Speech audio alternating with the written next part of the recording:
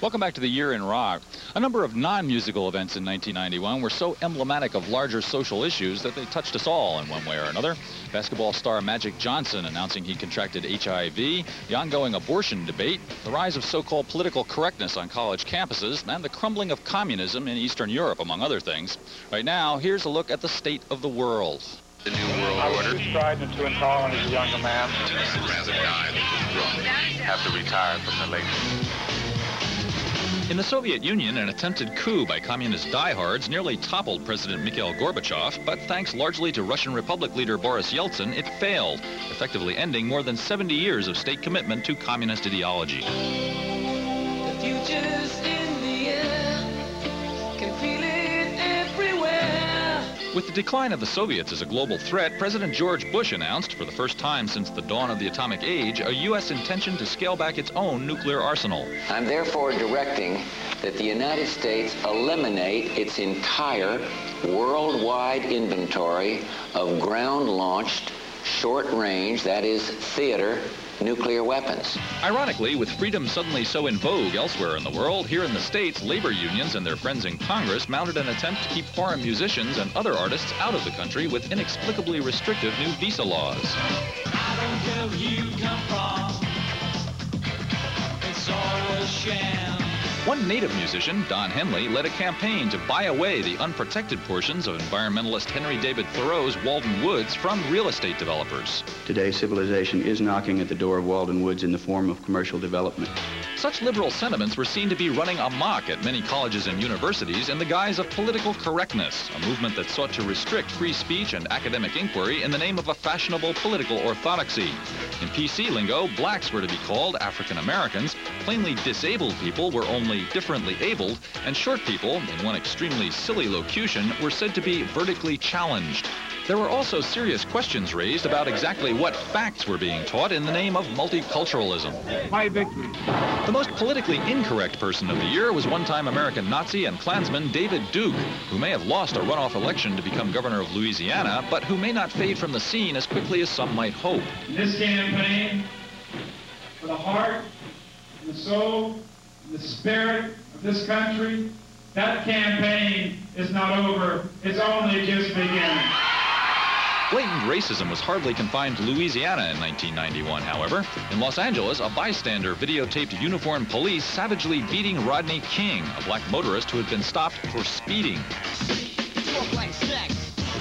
Race also seemed to be the key issue when confirmation hearings got underway for Supreme Court nominee Clarence Thomas, but the overriding issue quickly became sexual harassment. He said that if I ever told anyone of his behavior, that it would ruin his career. I would have preferred an assassin's bullet to this kind of living hell. Thomas was eventually confirmed, raising new fears that he might provide a swing vote in any judicial attempt to overturn the 1973 Roe v. Wade decision that legalized abortion in the United States. The undying passions surrounding the abortion issue were most vividly demonstrated this year in bitter partisan clashes at an abortion clinic in Wichita, Kansas. We will not rest until Wichita is abortion-free. Weighing in from the pop music community was a group of women performers with a pro-choice public service announcement. It's time now to really take a stand and mobilize and, join grassroots organizations and let your voice be heard. As the year came to a close, conservatives and liberals alike appeared to be equally touched by the widely admired basketball star Magic Johnson's announcement that he had contracted HIV, the virus associated with AIDS. I will now become a spokesman for the HIV virus. I think sometimes we think, well, only gay people can get it, well, it's not going to happen to me. And here I am saying that it can happen to anybody, even me, Magic Johnson, it can happen to. And then there was the world of Guns N' Roses. Once again this year, the most entertaining rock band in the land. The boys finally released those 2 new albums they've been talking about for the past several years. And in July, they were at the center of a good old-fashioned rock and roll riot here at the Riverport Amphitheater in St. Louis. Right now, for those who may have missed the band's various antics and accomplishments, here's a recap.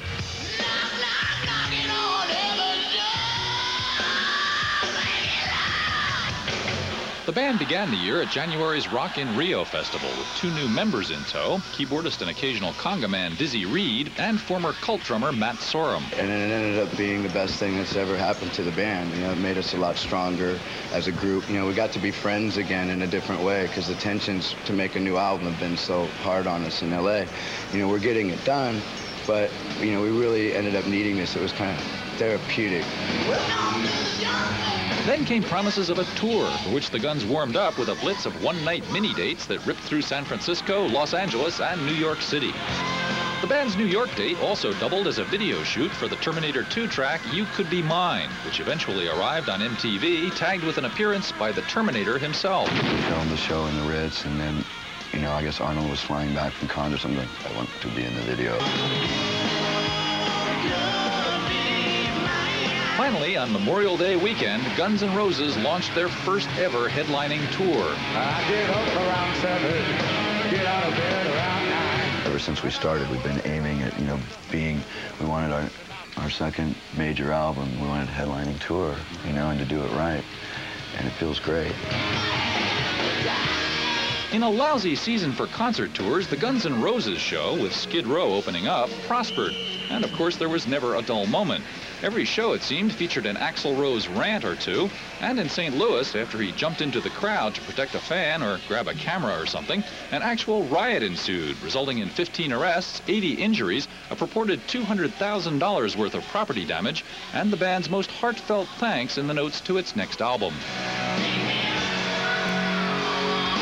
In the great tradition of Jerry Lee Lewis, the Rolling Stones, and Led Zeppelin, trouble was Guns N' Roses' constant companion. They were fined by local officials in New York and Indiana and sued by their former drummer, Steven Adler, who charged that they'd encouraged his incapacitating heroin addiction. But the band roared on, bringing its world-beating sound to Europe in August, and at every stop along the way, insisting that its long-delayed brace of Use Your Illusion albums would be coming out real soon. I just want to get it as soon as possible. It's thought-provoking, violent, and negative. Finally, on September 17th, 1.5 million fans across the country lined up at record stores to actually buy Use Your Illusion 1 and/or 2. So what really took so long? Success, you know, made it take a long time. That sudden realization of, like, being huge. And then there was the associated drug problems that you know, ensued. With a new, strictly sales-driven ranking system recently instituted, Guns N' Roses became the first band to debut at number 1 and 2 on the Billboard chart. Ironically, the first single released after the 2 albums finally appeared was a song that dated all the way back to the band's scuffling club days, although the video that accompanied it was very much a product of the group's rock star present. Very self-indulgent, extremely self-indulgent. Hey, so self-indulgent, I'm going to film 3 versions of myself tonight. Then, on Thanksgiving, Axl Rose announced to the world that Guns guitarist, songwriter, and singer Izzy Stradlin had resigned from the band and was being replaced by one Gilby Clarke from an LA group called Kill for Thrills. Exactly what this crucial personnel change might mean for rock's most charismatic band remains to be seen.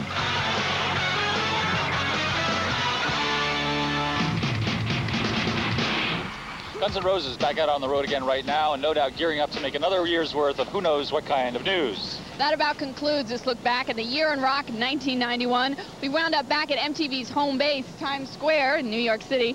Guess it's time to go back to work. For another year. We'll see you soon.